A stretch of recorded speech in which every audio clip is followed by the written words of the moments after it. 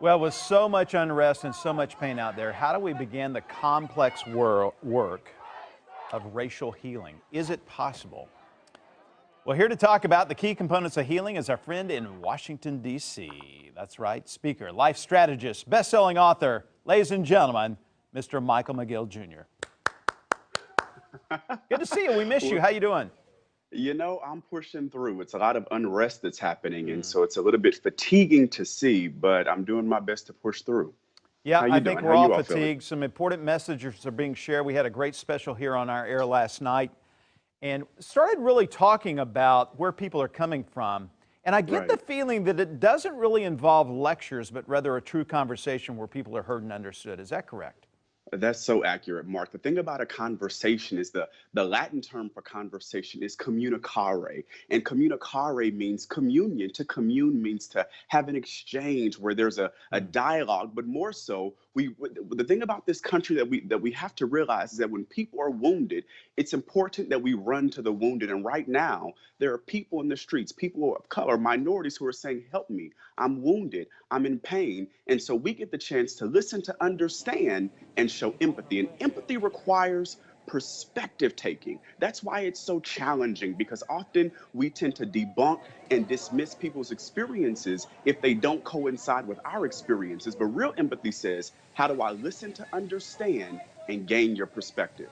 I've always heard that you can have sympathy, but you can only have empathy if it's actually happened to you. But I guess if you try to look at it through their eyes, that is a Mhm. form of empathy. Is that correct? Right. Well, empathy is based on a human experience. It doesn't have to be the exact Mm, example to be the human experience. So if someone is out in the street saying, "See me, I'm in trouble," we all have that irreducible gotcha. need, Mark. We all want to be seen. We all want to be heard in every single relationship that we're in, whether it's with you and your bae and your husband or your wife because you didn't take out the trash, or if you're screaming, "See me, I want my life to matter too." Black Lives Matter has never said Black folks matter more. It's Mm. saying, "Hey, there's a cancer here. Can you see me? Can you attend to the wound?" And I'm so just that's curious. critically important to be able to do that. I'm just curious because I've known you for a long time. You grew up with my kids, and we love Hmm. you. But have you felt this personally? Have you been a target, or have you felt the pain that a lot of African Americans have faced in our country that's coming to the forefront now?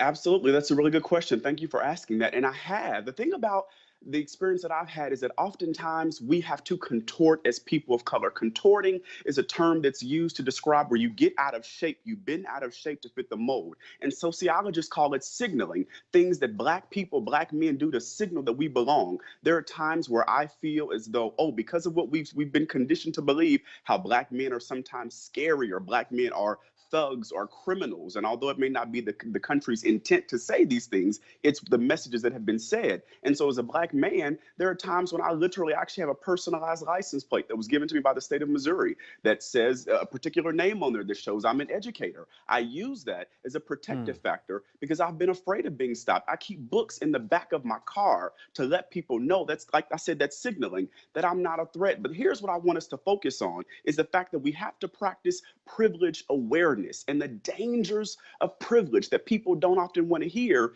Privilege can be dangerous because it causes us to run away from the pain of other people, their pain, their plight, and their experience. But privilege simply says, I have something that I have been inherited with. It doesn't mean you're a bad person. It doesn't mean you didn't earn what you received. But privilege, if you were in the majority, you have privilege. If you are a Christian, you have privilege. If you are heterosexual, you have privilege. If you are a male, you have privilege. So it's simply evaluating and acknowledging the privileges that we have so that we can then begin to see people from a different experience. See, as a white man, though, and to a lot of people, that word kind of sticks in your craw It because does. I don't think it has the same meaning to us as it does. Because there's a lot of people who say, I wasn't privileged for I've worked for everything I Right, have.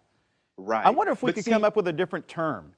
but I don't think so, Mark. I would challenge us not to, because here's what we know about healing. See, my background is in sociology and psychology, as well as clinical mental health counseling from Johns Hopkins. And one of the things that I've learned about the healing process is healing is uncomfortable. So instead of saying, let's come up with another term, what if we said, I wonder why that bothers me so much? What if we try to lean into the discomfort to say, I wonder why that bothers me so much, instead of, oh, that bothers me? Because listen, when things bother you, you can either check out and shut down and go off, or you can lean in and say, you know what?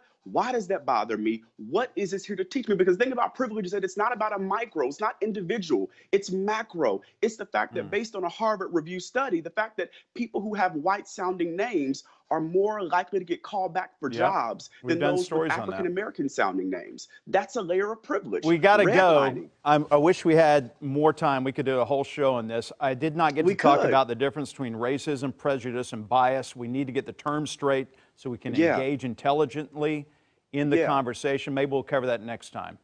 All right. But please, if I can say this, Mark, I challenge people to really sit in the conviction, not in the condemnation, and have courageous conversations to deal with the injustices that people of color have in this country. That's how we heal. We got to fix, we got to deal in order to heal.